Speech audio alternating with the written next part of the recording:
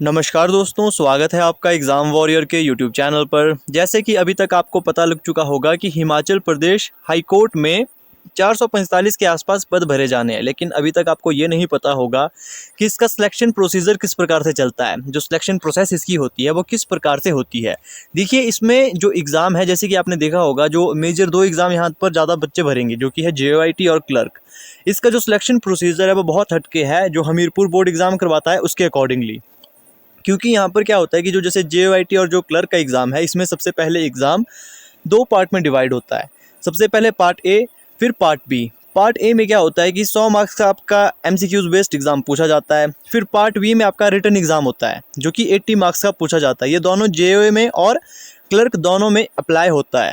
ये जो मैं आपको आगे PDF दिखाने वाला हूँ, जिसमें डिटेल में आपको मैं बताऊंगा कि क्लर्क का जो प्रोसीजर होता है वो किस प्रकार से चलेगा, इसमें रूल्स क्या क्या होते हैं, नंबर किस चीज़ के जुड़ते हैं, एक्सपीरियंस के कितने नंबर जुड़ेंगे, ये सब चीज़ें आपको मैं आगे नेक्स्ट PDF में बता दूंगा। लेकिन PDF ओपन करने से पहले कुछ एक चीज़ें मैं आपको बताना चाहता हूँ। जो ये रूल मैं आपको दिखा रहा हूँ ये पुराने रूल है। हो सकता है कि कुछ एक चीज़ें यहाँ पर नई जोड़ दी जाए, या फिर जैसे कि यहाँ पर इंटरव्यू के भी मार्क्स हैं। उसमें क्या होगा कि आपसे करंट अफेयर या फिर GK पूछ लिया जाएगा, उसके 4 मार्क्स मिलते हैं। इस प्रकार से एक्सपीरियंस के 3, एजुकेशन के इस प्रकार से नंबर यहाँ पर जुड़ते हैं। तो हो सकता है कि कुछ एक चीज़ें यहाँ पर बदल ली जाए, लेकिन ये पुराने रूल हैं, ज़्यादा बदलाव इसमें नहीं होंगे, कुछ एक बदलाव ही होंगे। बाकी जो एग्ज़ाम कंडक्ट होते हैं पार्ट ए, पार्ट बी, उसके बाद रिटन एग्ज़ाम में भी वो बिल्कुल सेम रहेंगे। तो चलिए आपको बताते हैं जो पहले HP हाई कोर्ट के द्वारा JOA और क्लर्क की परीक्षा करवाई गई थी वो किस प्रकार से करवाई गई थी। सबसे पहले बात करेंगे हम JOIT के, जिसमें 3 पद हैं।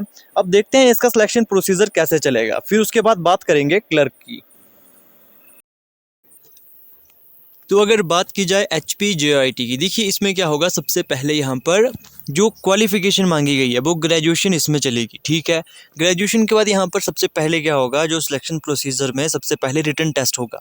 अब उसमें देखिए पार्ट ए है और पार्ट बी है, दो यहाँ पर टेस्ट होंगे। सबसे पहले पार्ट ए में क्या होगा कि इसमें आपके क्या होगा, इंटरनेशनल क्वेश्चन यहाँ पर पूछा जाएगा। इंटरनेशनल GK या फिर जो ज्योग्राफी होगी, हिस्ट्री होगी, इस प्रकार से पूछी जाएगी। फिर नेशनल यहाँ पर GK पूछा जाएगा, फिर हिमाचल प्रदेश का GK पूछा जाएगा। अब यहाँ पर बात करेंगे, फिर यहाँ जो पूछा जाएगा बेसिक नॉलेज ऑफ कंप्यूटर्स में, ये 30 मार्क्स का पूछा जाएगा। फिर रीजनिंग 20 मार्क्स की पूछी जाएगी। ये हो गया आपका पार्ट ए। अब देखिए पार्ट बी में क्या क्या पूछा जाएगा। इसमें देखिए कंप्यूटर, इंग्लिश और हिंदी पूछी जाएगी।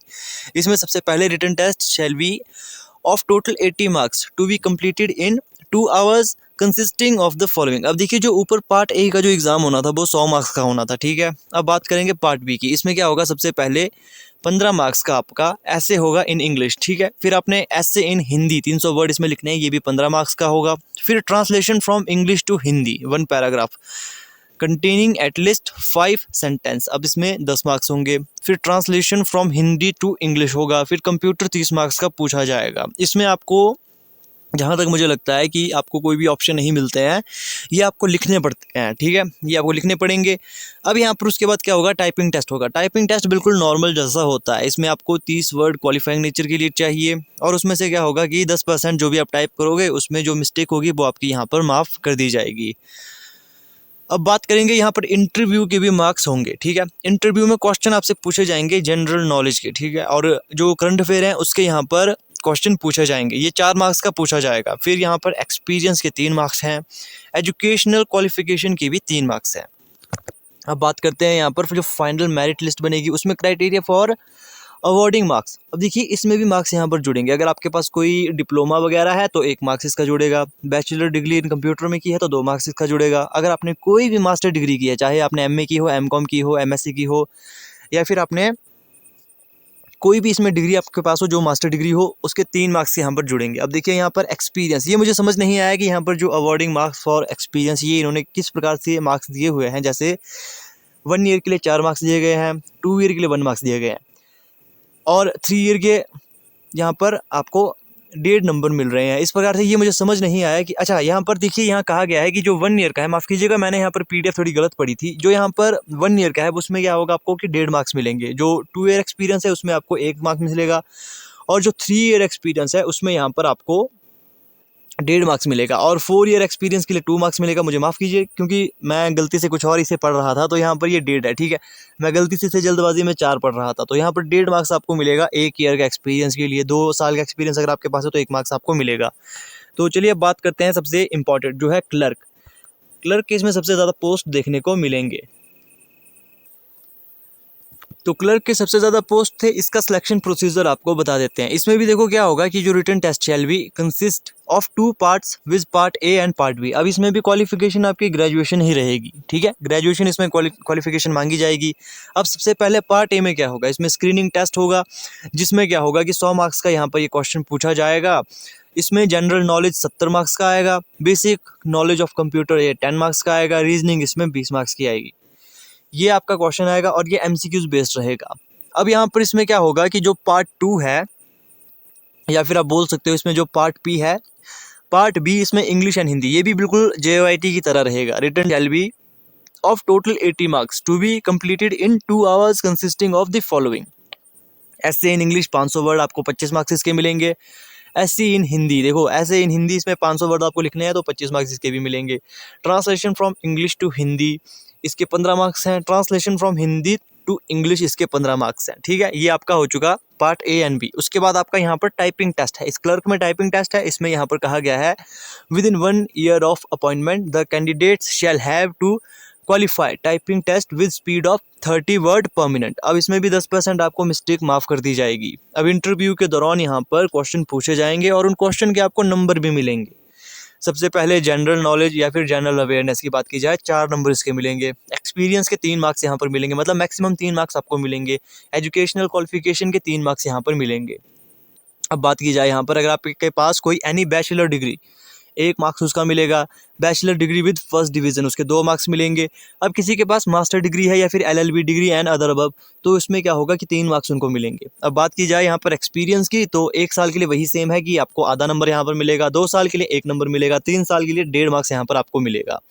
तो ये कुछ एक अपडेट था भर्ती के रिगार्डिंग जो हिमाचल प्रदेश हाई कोर्ट ने जारी की है। तो ये कुछ एक सिलेक्शन प्रोसीजर यहाँ पर उन्हीं की ऑफिशियली वेबसाइट से हमने ये डाउनलोड किया है। मे भी अगर कोई और चेंजेस होंगे तो आपको बता दिया जाएगा, लेकिन ये उन्हीं की ऑफिशियली वेबसाइट से ये चीज़ें हमने डाउनलोड की है, जिसमें उन्होंने कहा है कि JOIT के लिए उन्हें क्या क्या क्राइटेरिया चाहिए, प्रोसीजर उनका क्या रहेगा।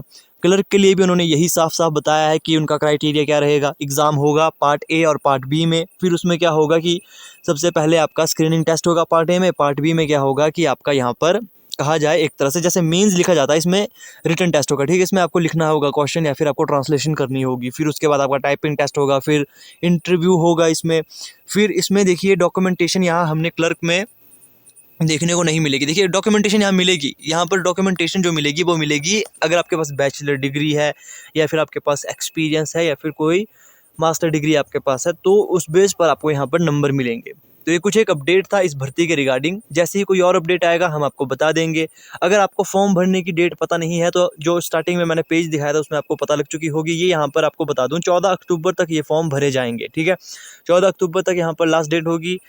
अब इसका सिलेबस थोड़ा सा डिफरेंट है।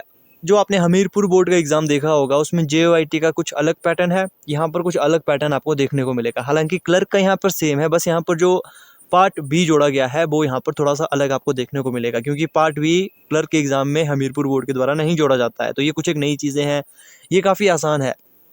डिटेल में आपको यहाँ पर इसकी वीडियो भी बताई जाएगी कि क्लर्क में आपको क्या चीज़ें पढ़नी चाहिए, पार्ट ए के लिए क्या चीज़ पढ़ोगे आप, पार्ट बी के लिए कैसे तैयारी करें, ये सब चीज़ें आपको बता दी जाएगी। अपने चैनल से जुड़े रहना है।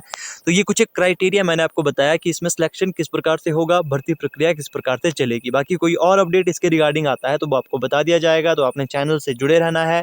तो मिलते हैं आपसे नेक्स्ट वीडियो में।